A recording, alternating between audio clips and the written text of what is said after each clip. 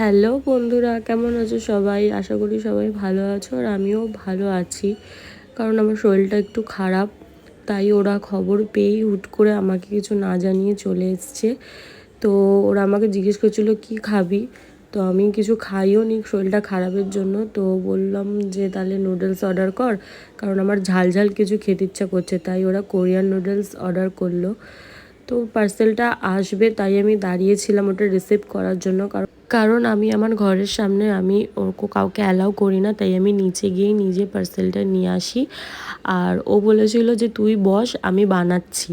তাই ও নুডলসটা বানাচ্ছিল। তো খুবই ভালো মেয়ে, রান্নাবান্না পারে, সংসারী মেয়ে। ভালো সম্বন্ধ থাকলে কেউ আমার সাথে কন্ট্যাক্ট করো। আর আরেকটা সংসারী মেয়ে নাম্বার 2 আছে, এই যে ঘরে অনেক খাটাখাটনি করে, খুব মানে কাজবাজের মেয়ে। তাই এখন একটু রেডি হচ্ছিলো, একটু রেস্ট নিচ্ছিল।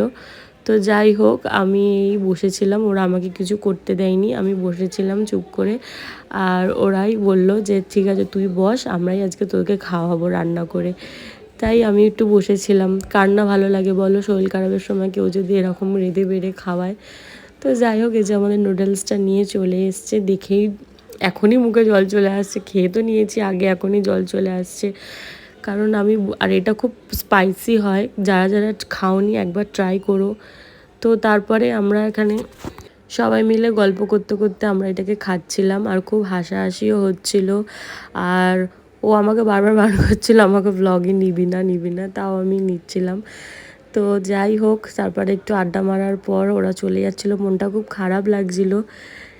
আর ওরা আসার সময় একটা ভিডিও ক্লিপ নিয়েছিল, তো ওটা আমাকে পরে পাঠিয়েছে, বলেছে ব্লগে অ্যাড করে দিবি। তো এটাই ছিল সেই ভিডিওটা। ঠিক আছে, আজকের ভিডিও এতটাই।